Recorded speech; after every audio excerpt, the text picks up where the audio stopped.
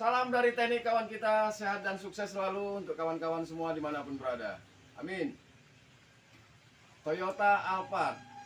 Sini teknik kawan kita akan menunjukkan pada kawan-kawan bagaimana proses penggantian oli transmisi matic pada Toyota Alphard. Yang mana di sini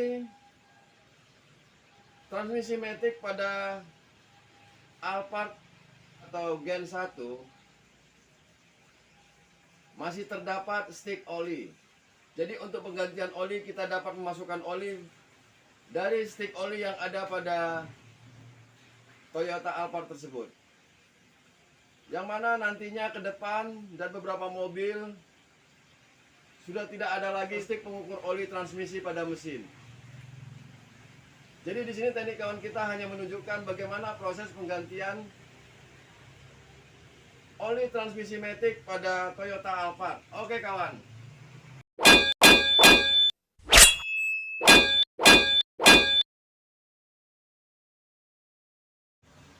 Salam dari teknik kawan kita, sehat dan sukses selalu untuk kawan-kawan semua.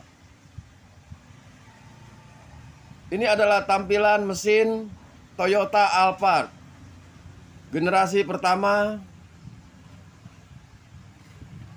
Di sini teknik kawan kita akan menunjukkan bagaimana cara mengganti oli transmisi matic. Langkah pertama, melepas baut pembuangan oli transmisi yang berada di sebelah kiri atau sisi sebelah kiri depan, atau tepatnya di bagian dalam roda depan sebelah kiri.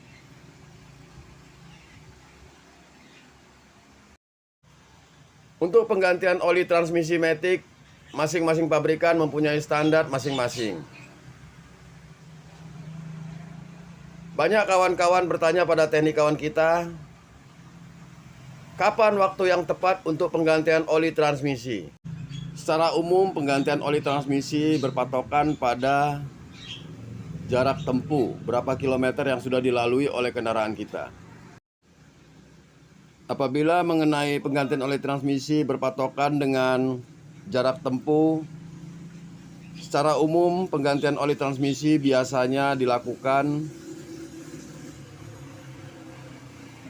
apabila kilometer sudah menunjukkan jarak tempuh tersebut 10.000 km. Beberapa kawan kita menanyakan pada teknik kawan kita, kapan waktu yang tepat untuk penggantian oli transmisi matic pada kendaraannya. Biasanya penggantian oli transmisi matic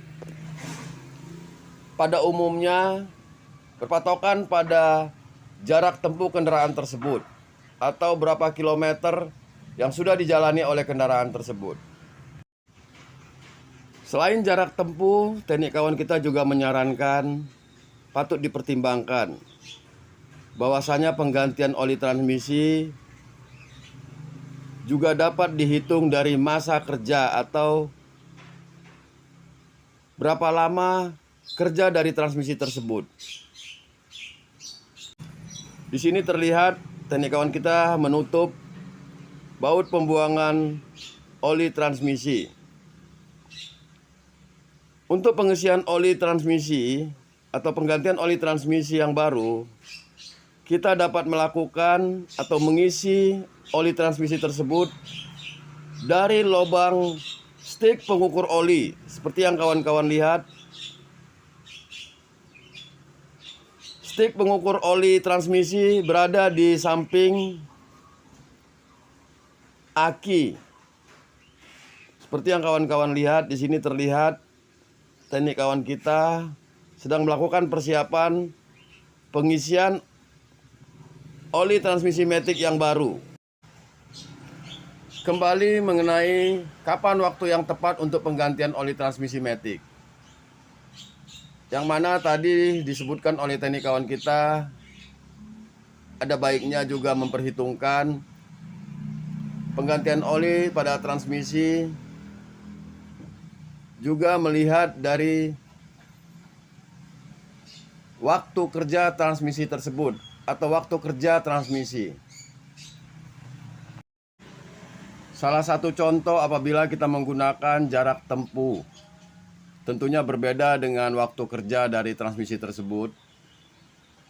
Seperti saat kita melalui jalanan sejauh 10 km yang seharusnya di saat kondisi jalanan lancar, jarak tersebut bisa kita lalui selama lebih kurang 10 menit. Dikarenakan jalanan macet, jarak 10 km tersebut kita tempuh selama 1 jam. Yang mana selama 1 jam tersebut mesin dalam kondisi hidup, sehingga transmisi bekerja selama 1 jam. Itulah perbedaan penggantian oli transmisi apabila kita berdasarkan jarak tempuh dengan waktu kerja, berapa lama waktu kerja transmisi. Untuk penggantian oli transmisi secara umum, penggantian oli transmisi berdasarkan jarak tempuh biasanya di 15.000 km atau jarak tempuh sudah mencapai 15.000 km. Patut dipertimbangkan saran dari teknik kawan kita, juga penggantian oli berdasarkan waktu kerja dari transmisi tersebut atau berapa lama waktu kerja transmisi. Yang mana secara umum penggantian oli transmisi dengan menggunakan atau berdasarkan jarak tempuh 15.000 km, ada baiknya kita mengurangi 2.000 kilo. Turun semua. Dengan mengurangi 2.000 km tersebut, kita sudah menghitung masa kerja transmisi tersebut. Tapi semua keputusan tersebut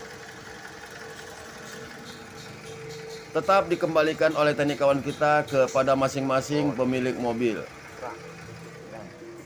Kembali ke penggantian oli transmisi pada Toyota Alphard yang sedang kita lakukan saat ini. Di sini teknik kawan kita sedang